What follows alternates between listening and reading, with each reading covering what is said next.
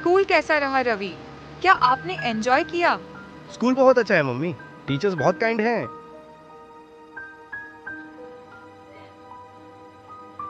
हमारा लक्ष्य है क्लासरूम्स के माहौल को बदलना। ओल्ड स्कूल टीचिंग में टीचर्स और स्टूडेंट्स के बीच में एक डर का रिश्ता था। हमें इसे खत्म करना है। हमारा फोकस इमोशनल इंटेलिजेंस पर है। हर समय गुस्सा ना करें।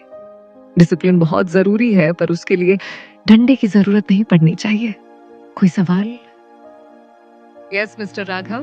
मिस मीरा, क्लास में हर तरह के बच्चे होते हैं, फ्रंट बेंचर्स और बैक बेंचर्स। दोनों को एक तरीके से कैसे डील कर सकते हैं? Good question.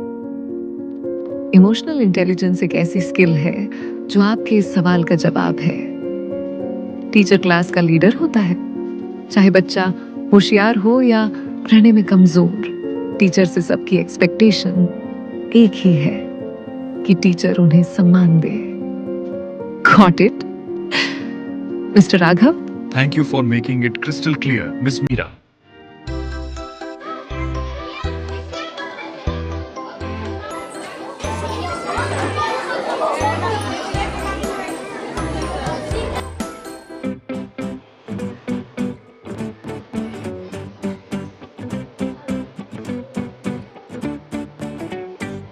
प्रिंसिपल सर ने पूरे स्टाफ की अर्जेंट मीटिंग किस बात पर बुलाई है? एजेंडा क्या है? पता नहीं, सुना है कि रिव्यू मीटिंग है। मैंने आपको इसलिए बुलाया है क्योंकि ऐसा देखा गया है कि ज्यादातर क्लासेस में हम सिलेबस से पीछे चल रहे हैं। अगले महीने हाफ ईयरली है और हमारा इतना सिलेबस बचा है। ऐसा चलता रहा तो हमें एक्स्ट्रा क्लासेस लेनी पड़ेगी। आप सब पे जिम्मेदारी है कि सिलेबस टाइम पर खत्म हो। एंड यू मिस्टर राघव, आपकी क्लास तो सबसे पीछे है। हुआ क्या है आपको? मुझे कंप्लेंट्स आ रही हैं कि आपकी क्लास में बच्चे खेलते कूदते रहते हैं, आप उनको कुछ नहीं कहते। ऐसे डिसिप्लिन खराब करके आप साबित क्या करना चाहते हैं? आपको बदलना होगा या स्कूल छोड़ना होगा? अब आप लोग अपनी क्लासेस में जाइए, मेरी एक ऑनलाइन मीटिंग है।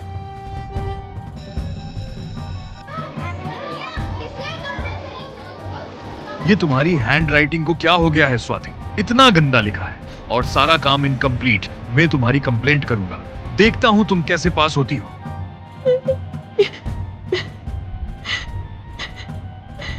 होमवर्क कहाँ है तुम्हारा? मैंने तुम्हें बोला था ना कि आज कॉपीज चेक होनी है। तुम जान के कॉपी घर छोड़ आए हो।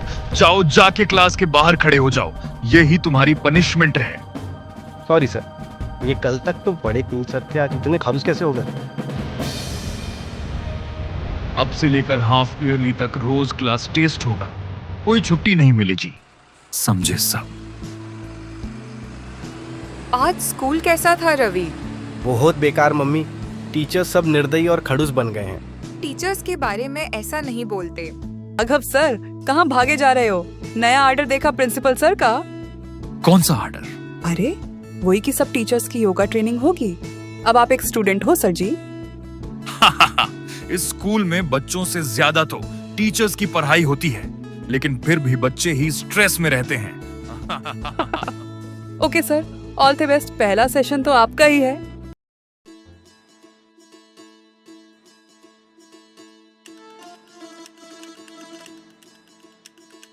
एक टीचर के लिए योग विद्या में निपुण होना अत्यंत अनिवार्य है। वो टीचर ही क्या जो योग नहीं जानता। ये हमारी सैकड़ों वर्ष पुरानी परंपरा है और पाश्चात्य सभ्यता के पीछे भागते हम अपनी असली पहचान भूल गए हैं। ये ऐसे नहीं होता पल्लवी मैम, थोड़ा और झुकिए। कितने साल हो गए आपको पढ़ते हुए, इतना भी नहीं जानते?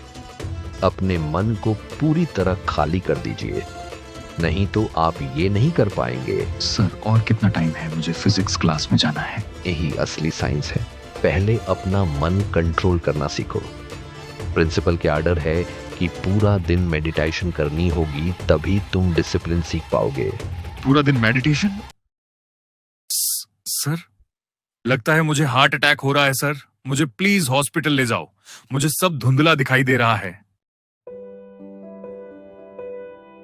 तुम्हें स्ट्रेस के कारण एंजाइटी अटैक हुआ है। चिंता की बात नहीं है। तुम अगर अपना लाइफस्टाइल नहीं बदलोगे तो ये काफी सीरियस हो सकता है फ्यूचर में। डॉक्टर गुलाटी, आप ही बताओ मैं कैसे अपने आप को बदल सकता हूँ। बड़ा सिंपल है, रोज सुबह योग करो। क्या मुसीबत है यहाँ भी मेडिटेशन। बड़ी मुश्किल चीज है योग मेरे लिए, कोई आसान रास्ता नहीं है। देखो, मैं सुबह योग और मेडिटेशन क्लासेस भी लेता हूँ। तुम चाहो तो आ जाए करो, मैं आसान तरीके से सिखा दूंगा। अपनी आंखें बंद कर रिलैक्स करो और इमेजिन करो तुम एक खूबसूरत गार्डन में हो। मेडिटेशन का मतलब दिमाग को खाली करना नहीं, बल्कि किसी भी टॉपिक या काम के बारे में फोकस्ड वे में सोचना, बिना किसी फायदे या नुकसान की चिंता किए, केवल उसे जानने के लिए। वो चाहे हवाई जहाज चलाने का काम हो या जूता पॉलिश करने का या खाना बनाने का, उससे कोई फर्क नहीं पड़ता। ये ही सही मायनों में मेडिटेशन है।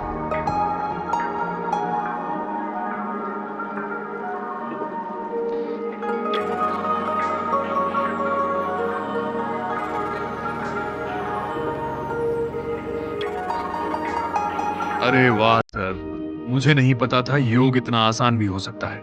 आपने तो कमाल कर दिया, मुझ जैसे को भी योग सिखा दिया।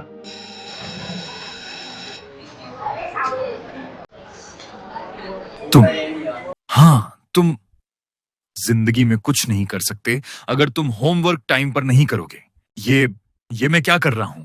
अब मैं अपने विचार देख सकता हूं। मुझे स्टूडेंट्स पर गुस्सा क्यों आ रहा है? वो होमवर्क इसलिए नहीं कर रहे क्योंकि उन्हें जबरदस्ती इंफॉर्मेशन रटने के लिए कहा जा रहा है। अगर डॉक्टर गुलाटी मेडिटेशन को सही ढंग से करने का तरीका बता सकते हैं, तो हम तो स्टूडेंट्स को जबरदस्ती इंफॉर्मेशन रटने की बजाय इंफॉर्मेशन को कैसे इस्तेमाल करना है डे टू डे लाइफ में सिखा सकते हैं। इंफॉर्मेशन को याद करना जरूरी है या उसे सही सिचुएशन में ढूंढना और इस्तेमाल करना जरूरी है? इंफॉर्मेशन को सही समय पर ढूंढना और उसका इस्तेमाल करना ही असली ज्ञान की पहचान है। हर इंफॉर्मेशन के पीछे एक कहानी होती है।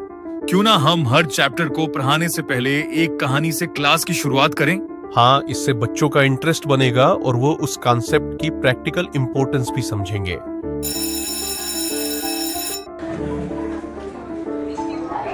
आज हम फोर्सेस के बारे में पढ़ेंगे, पर इससे पहले मैं आपको एक दिलचस्प कहानी बताती हूँ। सदियों पहले इंसान ने जब ब्रिजेस को मजबूत बनाने की कोशिश की, तो एक वैज्ञानिक ने ये ऑब्जर्व किया कि हर वस्तु पर स्ट्रेस की अदृश्य फोर्सेस होती हैं जो उसे कमजोर या मजबूत बनाती है। आज तुम्हें एक कहानी बताता हूँ। एक बार दो भाई थे जिनका नाम था राइट ब्रदर्स। इनकी क्यूरोसिटी थी ये जानने में कि कुछ वस्तुएं हवा में कैसे उड़ सकती है। इसके लिए उन्होंने कई तरह की फोर्सेस की डायरेक्शन और गति को समझने की कोशिश किया है और हवाई जहाज का इजाद या इन्वेंशन किया। बहुत पहले दुनिया में पैसा नाम की कोई चीज नहीं थी। लोग बस वस्तुओं को एक्सचेंज कर लेते थे। अगर मेरे पास चावल है तो मैं उन्हें तुम्हें देके कुर्सी या कोई और चीज ले सकता हूं। फिर किसी भले इंसान ने सोचा कि क्यों ना किसी वस्तु के एक्सचेंज की जगह हम एक कागज का टुकड़ा एक्सचेंज कर ले, जिससे हम उस कागज से कोई भी चीज ले सकते हैं जो हमारे पास नहीं है। देखते ही देखते लोग उस कागज के टुकड़े को असली चीज मानने लगे और उस कागज को अपने घर में रखकर खुश होने लगे, केवल यह सोचकर कि वह इस कागज से कुछ भी खरीद सकते हैं।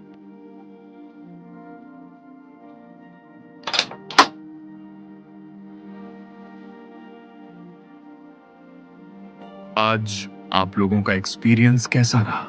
स्टूडेंट्स काफी जिज्ञासु थे।